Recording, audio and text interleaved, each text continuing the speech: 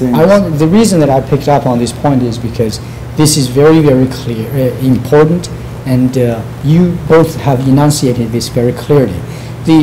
In the general, I guess, Taiji public, there is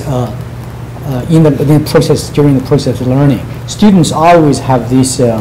I guess in English you say aha moments. Aha moments, yeah. But I hear that from many people who come to me after many, many years, including, for example, some people have studied for 30 years. Their experiences are not entirely the same as what you are experiencing, but it sounds very similar, but not identical, in the sense that people say that I thought I got it for the last 10 years, but now I went to a different school, I realized everything was wrong. Mm-hmm. Now I think I'm really getting it this time.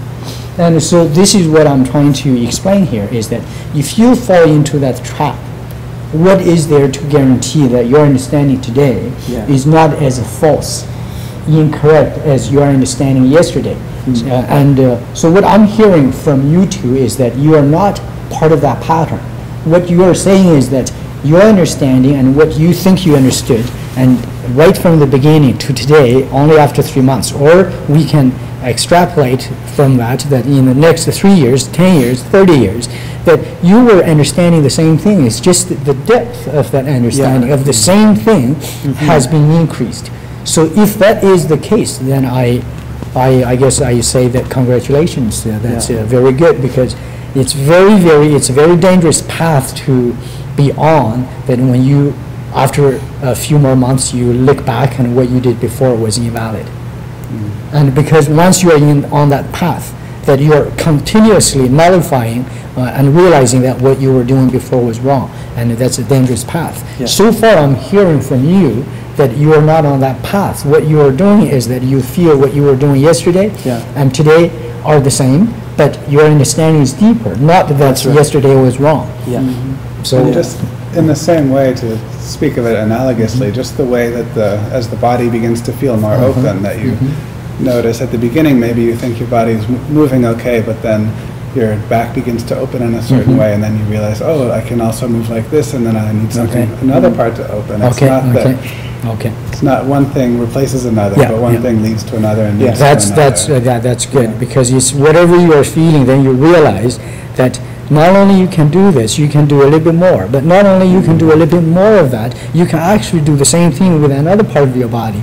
And so every learning situation to you enables you to move up to another level, to expand on it, to get more out of the same concept. Is that correct? Yeah, definitely. Okay. Definitely. So there is a process in your learning of building up on the knowledge, and so your knowledge is starting to be on a path of accumulation. Yeah. Okay. It would be a very difficult path to do it on your own at home. That definitely.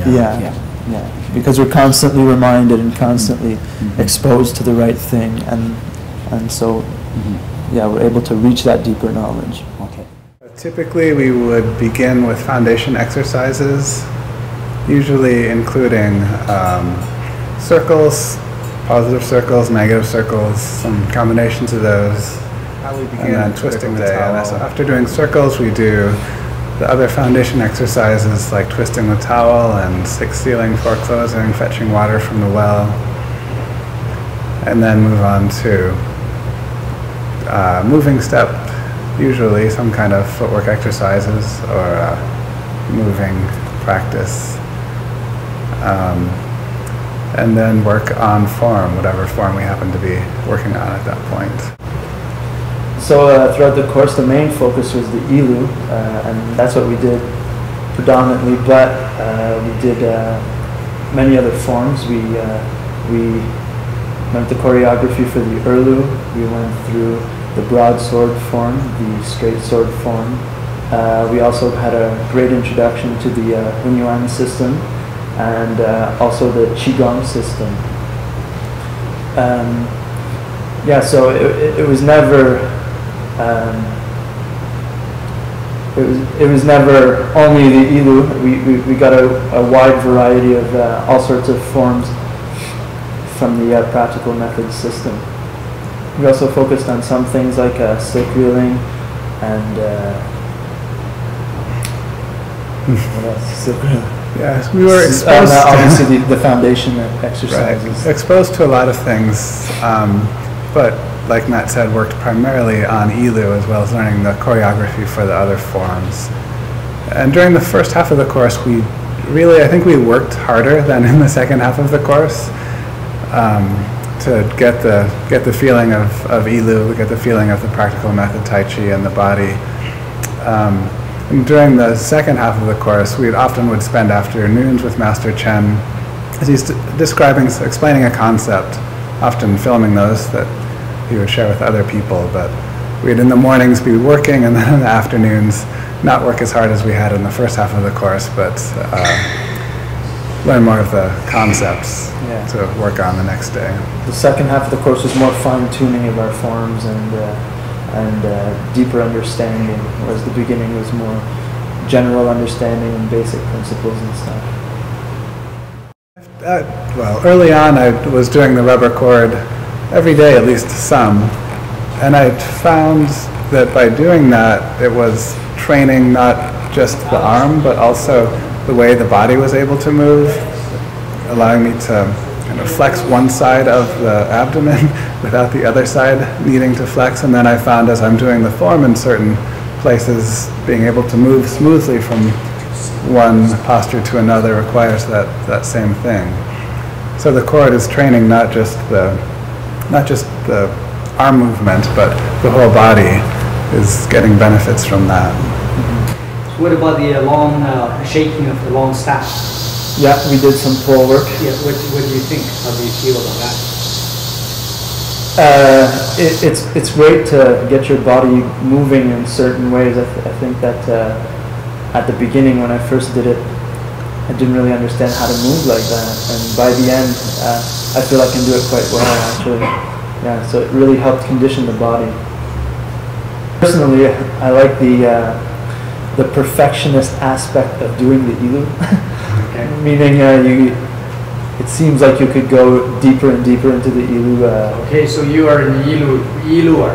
Yeah. How about you, Alex? I do see the purpose of the other exercises that we've done. We do those in order to be able to do the Ilu well. And the aspect of it really that probably first got my interest is that it really seems based on a few very simple concepts, a few simple principles that you should move by rotating, and that once you can get your body to begin to do that, refining the rotations and then finding all the ways that you are actually not doing that and trying to make all of the movements simply rotations is satisfying in a physical way, but also, I don't know, it's like putting together a puzzle, like discovering different parts of a puzzle and seeing how to put them together. It was great learning the Ilu form from Alan. I think his movements are extremely clear and easy to learn from. He's a very patient teacher, and his instruction is very clear. Very dedicated. For me, it was amazing to see what the body can actually do and what I guess Tai Chi one revelation requires for me the body is to do. realizing that you can't tell by looking what's happening, that you can't really understand. You can see somebody doing a form, doing a posture, but you can't tell whether or not that's Tai Chi unless you can feel what's happening. I think At the least I can't practical tell by method is an watching. extremely precise system that totally transforms the body.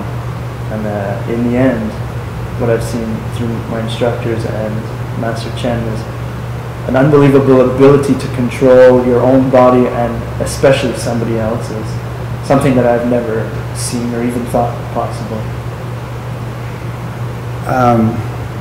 And this is another surprise that I had is that this is Tai Chi as a martial arts that encompasses the whole part of a person. That there's obviously the physical parts of it, but in the feeling that I've had by doing the little bit of push hands and the examples, demonstrations from Master Chen is that this style of martial art is one that takes account of the psychology of people and how they expect their bodies to move, how they expect the world to be, in a sense, and exploits that and gives them what they're not expecting. And so it's not just a physical, it is a set of physical movements, but it is a set of physical movements that are designed to exploit not only the physical but also the psychological pushing or working with of human beings. Master Chen has shown me his ability to totally have control over your opponent's body. I mean, sometimes you can't even move because he's just, and it's not because he's got you in the lock or anything, he might just simply have his hand on you and that totally locks you up. And it's mind-blowing to see how much control you can have over your body with such little effort, really. And to me, that I think that's something that I would like to have.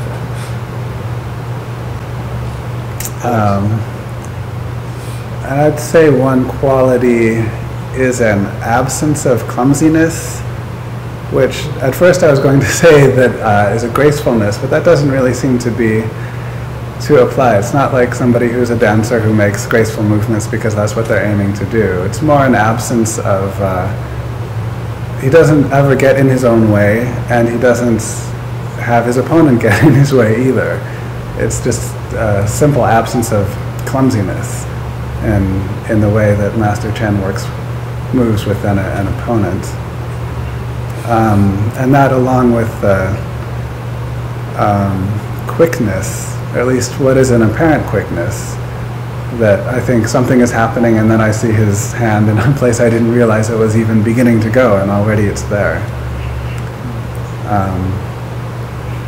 So that's two things. And also an ability to be completely relaxed in facing an opponent, completely at ease with what's going to happen. Not anticipating what's going to happen or not preventing things from happening necessarily, but just being very open to what is going to happen in order to allow him to make whatever action he needs to make to respond to it. So much from a martial aspect, but from a teaching aspect, I think Master Chen has the ability to express these very difficult concepts and principles quite well. I think a lot more than most teachers would be able to do, because he has a background in teaching. Yeah, and so Master Chen has the ability to express what he wants to convey quite successfully.